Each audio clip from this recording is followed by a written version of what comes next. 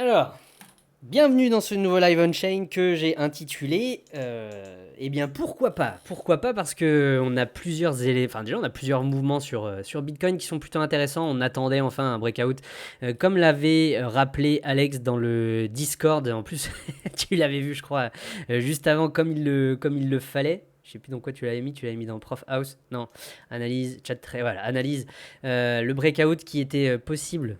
Mardi 13, petit breakout pour cette fois casser en fait le long range qu'on avait construit depuis maintenant quasi 2 mois. Et enfin depuis 2 mois officiellement, donc depuis la mi-novembre. Et on est enfin passé au-dessus. Alors, l'objectif, ça va être de voir si évidemment on est sur un faux rebond, comme on en discute déjà depuis plusieurs semaines, à savoir est-ce que ça va être le fameux dead cat bounce et puis finalement c'est un rebond pour nous redonner espoir. Mais il n'y a pas assez de volonté derrière pour pousser finalement le prix à la hausse et re-avoir une dynamique haussière, ou est-ce que justement c'est un des premiers éléments qui nous permettrait de se dire ok, fuck le cycle de 4 ans et cette fois on repart à la hausse parce qu'on a des éléments de réponse enfin des comportements surtout d'investisseurs qui nous permettent d'y croire. On a plusieurs choses qui sont intéressantes.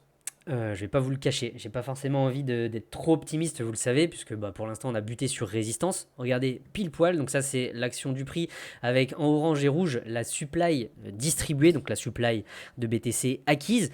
On a évidemment ce gros range sur lequel pendant 2 mois il y a eu pas mal d'accumulation et on a buté pile poil. Alors quasiment sur ce coût moyen d'achat des investisseurs court terme.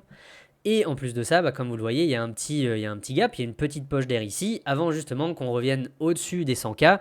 Et donc cette fameuse zone qui nous permettrait justement d'y recroire et de pouvoir nous enjailler un peu plus, puisque ça confirmerait, si évidemment, et ça on le verra à la fin de ce live, ça fait partie des scénarios, ce qu'on appelle des frameworks de décision, en tout cas de mon côté, qui me permettraient de savoir ce que je fais au niveau de ce marché. Maintenant, la deuxième partie en fait que je voulais voir avec vous, ça va être le comportement des détenteurs court terme, détenteurs long terme.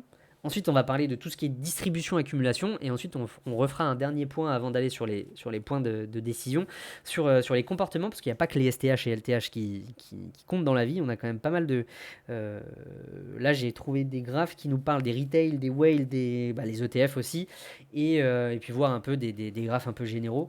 Donc d'abord, si on se focalise sur ce qui se passe sur ce marché, et encore une fois comparé un peu à ces débuts de bear market, en tout cas de 2018-2022, on voit que sur le MVRV des STH, donc vraiment là on est sur ce point d'inflexion où il commence à être ni en perte ni en profit, en moyenne. Donc on sort vraiment de cette crise majeure que nous avions eu fin novembre où ils étaient à 25% en moyenne de perte, donc là où il y a eu beaucoup de capitulation, et là on a vraiment, comme on l'avait vu la semaine dernière, cette divergence haussière qui nous ramène à ce ratio 1, pile poil aujourd'hui. Donc du coup maintenant quoi? Qu'est-ce qui se passe? Regardez ce qui s'était passé en mars 2022. On avait eu ce même pattern divergence haussière et dès qu'on était revenu à break-even, on avait eu beaucoup d'investisseurs qui, encore une fois, rappelez-vous, ont profité de ces niveaux-là pour sortir du marché et donc nous faire cet effet boule de neige de capitulation. Et du coup, vu que derrière, il n'y avait pas forcément d'accumulation, c'est exactement ce que l'on va voir dans la partie suivante, forcément, on était dans un top heavy market. Beaucoup trop d'investisseurs avaient acheté sur les tops et se délestaient en fait tout au long de la descente, puisque évidemment, ils n'y croyaient plus au marché, mais il n'y avait plus personne pour racheter massivement derrière. Et on va voir ce qui se passe aujourd'hui, on va voir si c'est exactement la même chose. Parce qu'en fait, ce qui est extrêmement intéressant, et ça c'est une stat que James Check a sorti, les STH, mesdames et messieurs, sont passés de 0% en profit au mois de novembre à tout d'un coup 60% d'entre eux qui sont en gain. Et ça, c'est un pattern extrêmement intéressant. Pourquoi? Parce que le prix, finalement, il est passé de 81 à 97 000 $.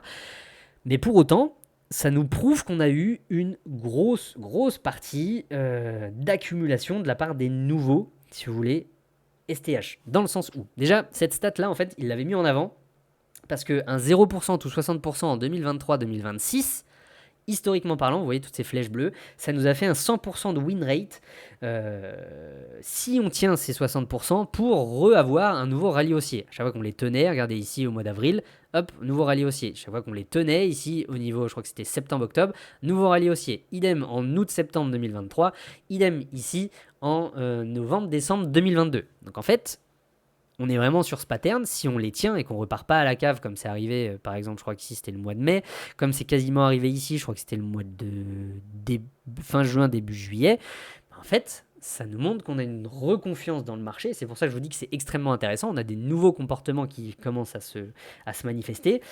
Et ça, c'est assez, entre guillemets, bullish de le voir, mais encore une fois, on n'est pas du tout sorti de l'auberge, on n'est pas sorti de notre configuration baissière, entre guillemets. Je veux absolument voir ce niveau-là tenir et pas forcément avoir des investisseurs court terme qui repaniquent à la moindre correction. Donc au niveau de la distribution et accumulation, comment on le remarque? Déjà, en fait, on va voir sur la valeur investie sur BTC. Là, c'est pareil, je suis obligé de sortir ce graphe de Gemcheck parce que lui, il peut s'arrêter aux dates qui l'intéressent. Moi, je ne peux pas, donc moi, je peux me baser que justement depuis sa dernière prise de vue au 14 janvier. Donc on va se baser en fait sur ce qu'on avait vu à la mi-novembre 2025, justement, quand tout n'allait pas, qu'on avait touché les 81 000 dollars sur BTC, on était sur un top heavy market. C'est-à-dire que 70% de tous les dollars investis sur Bitcoin étaient en perte à ce moment-là. Donc quand on était tombé sur les 80 000 dollars, il y avait quand même 70% de tout l'argent, tous ces milliards investis sur BTC qui étaient en perte. Donc on était vraiment sur un top de marché trop lourd, enfin sur un marché trop lourd. Aujourd'hui, qu'est-ce qui se passe et qu'est-ce qui nous prouve qu'il y a une réaccumulation? Regardez, on n'est plus qu'à, entre guillemets, sur les 97 000 dollars, on n'a plus que 45%, mince, attendez, ici, hop, voilà, plus que 40%, pardon, de tout l'argent investi sur BTC qui se retrouve seulement en perte.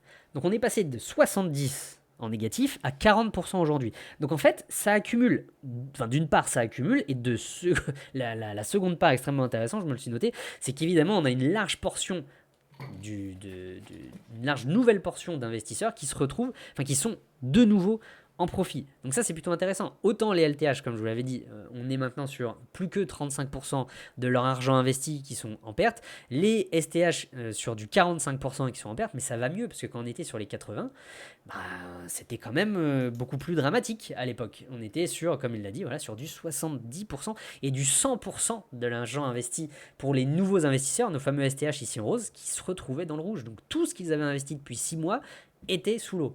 Et là, ça va quand même beaucoup mieux puisqu'on est quasiment sur 1 dollar sur 2 qui se retrouve en gain. Donc c'est quand même beaucoup, beaucoup mieux. Il faut aussi le relever, c'est que entre les 80 000 à peu près, donc notre bottom que nous avions eu au mois de novembre, et les 97 000 dollars aujourd'hui, il faut que je coupe le bruit parce que ça commence à m'énerver, voilà, c'est que globalement on a 37% des dollars investis qui l'ont été sur ces niveaux de prix-là. Donc en fait, vous voyez, il y a eu énormément d'argent qui a été investi ici. L'autre point, et donc ça, ce qui est plutôt pas mal, c'est que malgré le fait que on soit allé sur les 97 000 dollars, on a quand même eu, oui, certes, des investisseurs court terme qui en ont profité pour vendre, pour doubler en fait leur pression vendeuse et leur prise de profit. Vous le voyez, entre le 1er janvier et le 15, on est quand même passé de 1400 à 2800 BTC de prise de profit. Mais par contre, on a des prises de pertes qui ont quand même largement baissé. Et par contre, point exceptionnel, c'est que nos détenteurs à long terme, eux, ils n'ont quasiment pas vendu plus que ça, malgré ce beau rebond. Donc ça, c'est plutôt top. C'est vraiment quelque chose qui est extrêmement intéressant, je le trouve. Donc les prises de perte et les prises de profit sont en nette diminution. Est-ce qu'on a capitulation finale, on va dire, des investisseurs court terme et finalement cette phase d'accumulation qui se manifeste de plus en plus? Potentiellement. Et moi, j'aime beaucoup ça. Donc forcément, pour l'instant, encore une fois, on reste très prudent, mais c'est un des points qui est à relever, que même en fait, si justement on retourne sur cette résistance ici, sur les 97-90 000 dollars, c'est pas pour autant que c'est non plus un déversement massif, une sortie massive finalement de tous les investisseurs qui veulent sortir du marché. Donc est-ce que justement on se fait avoir sur ce dead cat bounce, etc. La question va résider dans l'action du prix qui va se dérouler dans les prochains jours, prochaines semaines.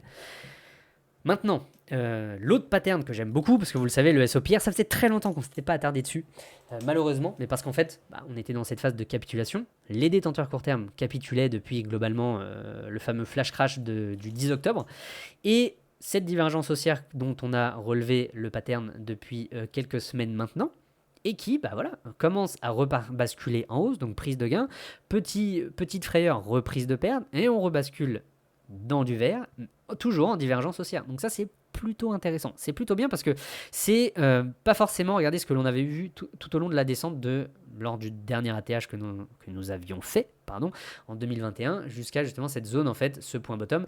Là, pareil, divergence baissière, ce que nous avions eu ici, mais par contre, ici, on n'avait pas forcément de grosses divergences haussières qui s'étaient manifestées, sauf cette pointe de sortie que nous avions eu en mars 2022, ce fameux dead cat bounce.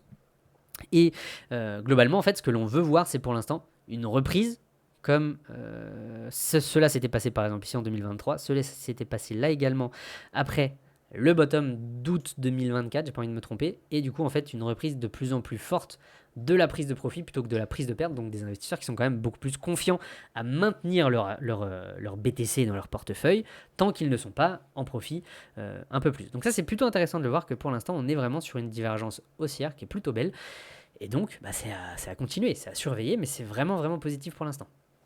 Du côté maintenant des inflows d'ETF, mesdames et messieurs, ça faisait longtemps qu'on n'avait pas vu ça. 4 jours d'affilée d'investissement, j'ai envie de vous dire, puisque depuis le 12 janvier, on est sur du positif. Plus 116 millions, plus 750, plus 840, plus 100 hier, malgré le top local, entre guillemets.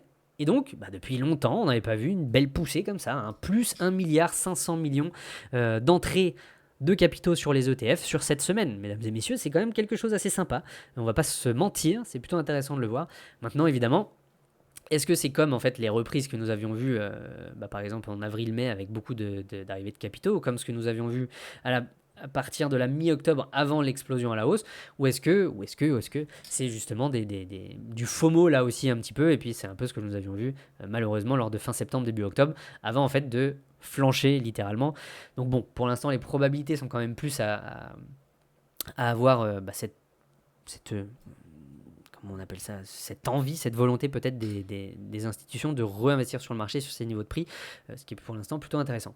Maintenant, quand on va regarder ce que j'ai pu trouver aussi comme data que je n'ai pas forcément de mon côté, mais c'est que le PDG de CryptoQuant nous a sorti ce graphique qui nous disait que ce qui est plutôt pas mal, c'est que pour l'instant, le retail au niveau du spot sort plutôt du marché, donc pareil, capitulation en fait des top buyers, donc le retail qui avait FOMO lorsque le Bitcoin était forcément sur des niveaux de prix beaucoup plus élevés, et qu'à l'inverse, les whales sont plutôt en train d'acheter. Donc vous le savez, moi je regarde pas trop ce genre de data, mais c'est quand même important de jeter un œil de temps en temps.